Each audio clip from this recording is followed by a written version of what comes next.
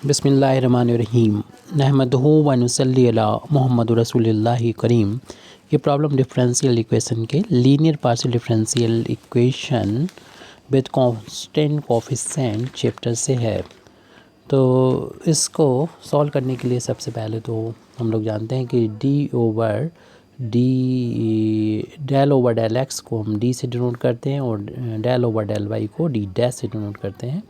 तो उसमें जो हमें गिवन डिफरेंशियल इक्वेशन है, पहले तो इसको हम नोट कर लेंगे और z को हम राइट हैंड साइड में बाहर ले लेंगे। राइट हैंड साइड में एक्स स्क्वायर है और यहाँ पर जो बचेगा वो क्या है, del two u over del x square है माइनस ए square into del two over del y del two over del y square है।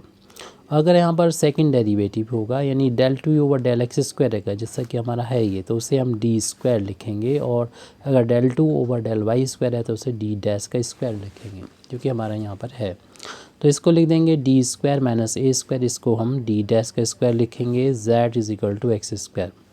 जब हमने इसको डी नोटेशन में कन्वर्ट कर दिया है तो इस डिफरेंशियल इक्वेशन की एक्सिलरी इक्वेशन लिखेंगे। तो इट्स एक्सिलरी इक्वेशन इज़, जहाँ पर d मिले वहाँ पर m कर दीजिए। होमोजीनियस होना ज़रूरी है इसका, यानी जितनी d की पावर हो उतनी ही d और d डैश की पावर मिल के हो। यानी इसमें भी d की पावर 2 है, इसमें भी d डैश की पावर 2 है। तो ऐसा कर सकते हैं एक्सिलरी इक्वेशन निकालना। तो जहाँ पर d स्क्वायर है वहाँ पर m कर दीजिए, जहाँ पर d डैश है वहाँ पर 1 कर दीजिए और राइट हैंड साइड में 0 रख दो। तो m की वैल्यू यहाँ से निकल आएगी। इसको 1 का स्क्वायर 1 हो जाएगा और ए स्क्वायर बन गया, इसको राइट हैंड साइड में ले जाएंगे और m की वैल्यू निकालेंगे। स्क्वायर हटाएंगे, स्क्वायर रूट लग जाएगा और इसकी 2 वैल्यू होती प्लस माइनस, m की वैल्यू प्लस माइनस ए आ गई। इसे हम कम्प्लीमेंट्री फंक्शन तो लिख सकते हैं आसानी से। m की ये 2 वैल्यू हैं, एक तो प्लस का ए है, दूसरी माइनस ए है। तो चाहे आप कोई फंक्शन यूज़ करें फाई या एफ, तो y प्लस कर दें, प्लस जो साइन है वही लिखें यहाँ पर a और x से मल्टीप्लाई, प्लस दूसरा f2 फिर y लिखें और ये जो भी साइन है m की जो भी वैल्यू है माइनस a और उसमें x से मल्टीप्लाई करें। कम्प्लीमेंट्री फंक्शन आपका हो गया m की वैल्यू को देख के। अब हमें पर्टिकुलर इंटीग्रल की वैल्यू फाइंड करना है। तो 1 अपान जो भी आपका ये y का कोफिशिएंट होता है वो अपान में लिखें डी स्क्वायर और ए स्क्वायर डी डैश का स्क्वायर, और जो भी राइट हैंड साइड में है उसको यहाँ पर लिखें। क्योंकि ये d और d डैश में होमोजीनियस है तो आपको एक शॉर्टकट फार्मूले का भी यूज़ करके इसे फाइंड कर सकते हैं, लेकिन हम वो यहाँ पर यूज़ नहीं कर रहे हैं। तो हम इसमें जो डी स्क्वायर जितना जो भी यहाँ पर मैक्सिमम पावर है, इसमें बाइनोमियल थ्योरम का यूज़ करते हुए सॉल्व करेंगे। इसमें से बाहर ले लें डी स्क्वायर को, यानी 1 बनाने, ताकि हम बाइनोमियल को यूज़ कर सकें। Particular integral is equal to, हमने डी स्क्वायर को बाहर ले लिया तो यहाँ तो 1 आ गया पहले स्टेप में, दूसरे में d dash square upon d square आ गया।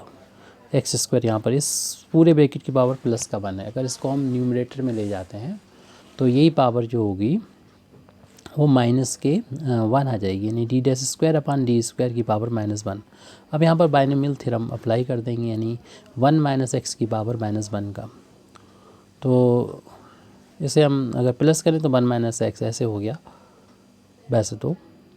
और ये इनफाइनाइट सीरीज़ की ज्योमेट्रिकल प्रोग्रेशन को जिसका कॉमन रेशियो x होगा यहाँ पर, उसको डिनोट करता है। अगर आप इसको ना कैच कर पाएँ तो हम इसको बाइनोमियल थ्योरम का एक्सपेंसन, यानी 1 प्लस एक्स की पावर n का एक्सपेंसन से भी कर सकते हैं, एक्सपेंड कर सकते हैं। ये होता है 1 plus n x plus n minus 1 upon factorial 2 x square plus and so 1, ऐसी पावर बढ़ती चली जाएगी। फैक्टोरियल भी 2 3 4 हो जाएंगे। यहाँ पर भी 1 है लेकिन 1 फैक्टर 1 की वैल्यू 1 होती है तो लिखने की ज़रूरत नहीं। तो इसको एक्सपेंड कर देंगे इसमें, लेकिन आप तो प्लस का फार्मूला है यहाँ पर तो माइनस है, तो आप ऐसे भी कर सकते हैं। पर्टिकुलर इंटीग्रल पहले से इस प्लस में बदल दें। 1 अपन डी स्क्वायर तो था, इसे 1 प्लस और माइनस को ले जाएं इससे ब्रैकेट के अंदर, a square d square upon d dash का स्क्वायर, नहीं डी डैश ऊपर है सॉरी, डी डैश का स्क्वायर न्यूमरेटर में, ये डिनोमिनेटर में है, और ब्रैकेट क्लोज कर दी, पावर -1 एक्स स्क्वायर। ये था हमारा, इसको लिख दिया। ये आप फार्मूला इसको यूज़ कर रहे हैं तब, और इसको अगर समझ आए तो डायरेक्ट एक्सपेंसन कर सकते हैं इसका। तो 1 अपान डी स्क्वायर क्या होता है, 1 प्लस एन एक्स, एन ये है -1 और एक्स ये है माइनस ए स्क्वायर और D dash square upon D square. ज़्यादा टर्म नहीं लिखना है, यानी एक ही से काम चल जाएगा। एक इस पता चल रहा है, आगे की टर्म की ज़रूरत नहीं है। क्यों, ये अब आपको भी क्लियर हो जाएगा। हालांकि इस फार्मूले का यूज़ करते हुए और भी टर्म लिख सकते हैं। इनफाइनाइट नंबर ऑफ टर्म है, हमने आप सिर्फ 2 दिखाए हैं यहाँ पर। इसकी वजह क्या है, क्योंकि आप जब देखिए इस ब्रैकेट को ओपन करेंगे, माइनस माइनस तो प्लस हो जाएगा, साथ में ये ऑपरेटर्स पे ऑपरेट करेंगे तो 1 पर होगा तो एक्स स्क्वायर हो जाएगा। और जब यहाँ पर होगा तो हम देखिए क्यों हमने और टर्म नहीं लिखे, क्योंकि यहाँ पर जब एक्स स्क्वायर आएगा और ये है डिफ्रेंशिएशन करना y के रिस्पेक्ट में, पहले हम डी डैश स्क्वायर इस पर ऑपरेट करेंगे, क्योंकि y के लिए ये d क्या है, डी डैश क्या है आपको मालूम ही है, डेल ओवर डेल y, यानी y के रिस्पेक्ट में डिफ्रेंशिएशन करना है और x का, और y के लिए x कांस्टेंट है, इसका डिफ्रेंशिएशन 0 हो जाएगा।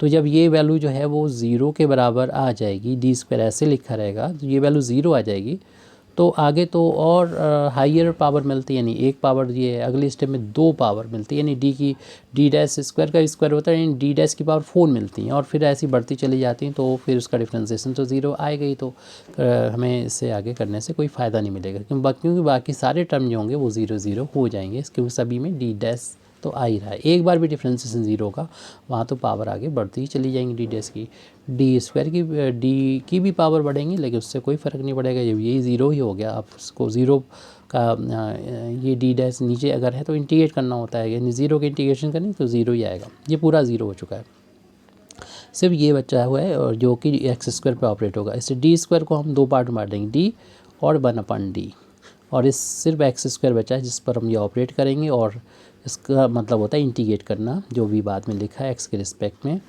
क्योंकि डी है ये, और इसका इंटीग्रेशन करेंगे, एक पावर बढ़ जाएगी, यानी 2 है तो 3 हो जाएगा, पान में भी 3 आएगा, और 1/d का मतलब इंटीग्रेट करना, जो भी यहाँ पर वैल्यू लिखी है उसको एक्स के रिस्पेक्ट में, 1/3 कांस्टेंट है, इसे बाहर ले लेंगे, एक्स क्यू को इंटीग्रेट करना है एक्स के रिस्पेक्ट में, इसमें भी पावर आपको मालूम है कि एक बढ़ जाएगी, 1/3 तो हमारे पास पहले था, ये वैल्यू जो चल रही है वो पर्टिकुलर इंटीग्रल की वैल्यू चल रही है, पहले से जो है 1/3 बाहर था, और इसका इंटीग्रेट करेंगे एक्स पावर 4/4 हो जाएगा, इनका इंटू कर देंगे तो एक्स पावर 4/12 हो जाएगी, ये पर्टिकुलर इंटीग्रल की वैल्यू आ गई।